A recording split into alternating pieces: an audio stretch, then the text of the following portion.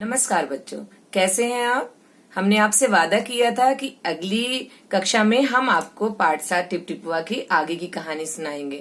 तो आइए सुनते हैं आगे की कहानी। बच्चों, धोबी पत्नी की सलाह मानकर पंडित जी के घर की तरफ चला गया। उसे अपनी पत्नी की बात जच गई थी। जच गई यानी कि अच्छी लगना, है ना। जैसे कुछ कुछ बातें हमें अच्छी लगती तो हम बोलते हैं ना, हाँ इसकी बात मुझे जच गई। अपना मोटा लठ उठाकर वह पंडित जी के घर की तरफ चला। उसने देखा कि सभी लोग जो है बारिश से परेशान हो रहे हैं, चारों तरफ अफरा तफरी मची हुई है, और वह पंडित जी के घर के पास पहुंच गया।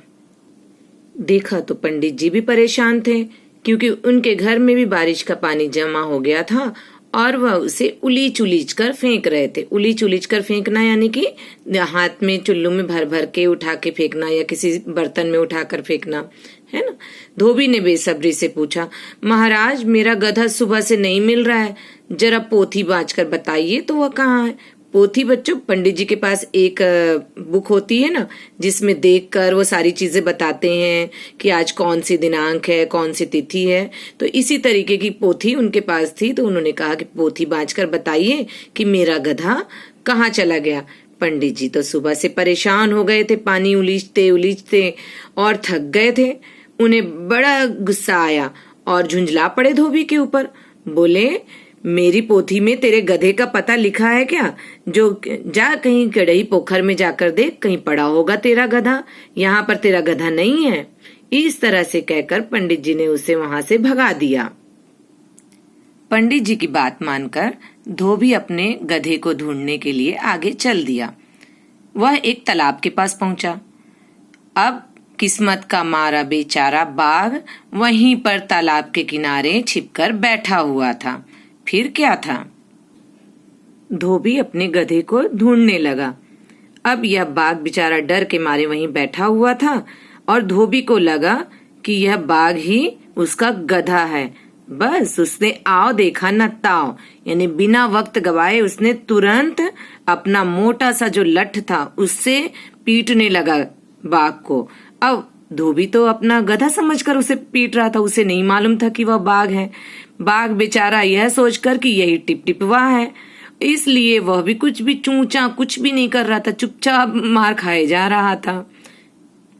धोबी बड़ा खुश कि चलो मेरा गधा मुझे मिल गया, और इधर बाघ बेचारा डरा हुआ कि अरे लगता है यही टिपटिपवा है और इसने मुझे ढूंढ लिया। अब अपनी जान बचानी है तो जो यह कहे चुपचाप मुझे करना पड़ेगा। अब धोबी जो है उसे बड़ा परेशान हुआ था दिन भर उसे ढूंढ ढूंढ कर, तो चिल्लाने लगा, मार मार कर मैं तेरा कचूमर निकाल दूंगा। ऐसा कहकर धोबी ने बाघ का कान पकड़ा और उसे खींचता हुआ अपने घर की तरफ ले चला। बाघ भी बिना चूं चपड़ किए, यानी कि बिना कुछ बोले, भीगी बिल्ली बना एकदम डरा हुआ सा धोबी के पीछे पीछे चल दिया। और धोबी घर पहुंचकर धोबी ने उसे क्या किया जानते हैं बच्चों? उसे ले जाकर एक खूंटे से बांध दिया और रात में सो गया। बच्चों, खूंटा यानी कि जानवरों को बांधने वाली एक रस्सी जो कि एक लकड़ी से बंधी हुई होती है। धोबी ने ले जाकर बाघ को अपने घर के बाहर खूंटे से बांध दिया था। अब जब सुबह हुई तो लोगों ने देखा कि धोबी के घर के सामने बाघ बंधा हुआ था। लोगों की आश्चर्य का ठिकाना नहीं रहा, उनकी आंखें खुली की खुली रह गई। तो बच्चों, यह थी कहानी टिपटिपुआ। बाघ जो कि इतना ताकतवर था, लेकिन फिर भी एक टिपटिपुआ के नाम से वह डर कर एक गधे की तरह जो है धोबी के घर के सामने बंधा हुआ था। तो बच्चों, मजेदार लगी ना यह कहानी? तो इस कहानी से हमें यह शिक्षा मिलती है कि हमें डरना नहीं चाहिए।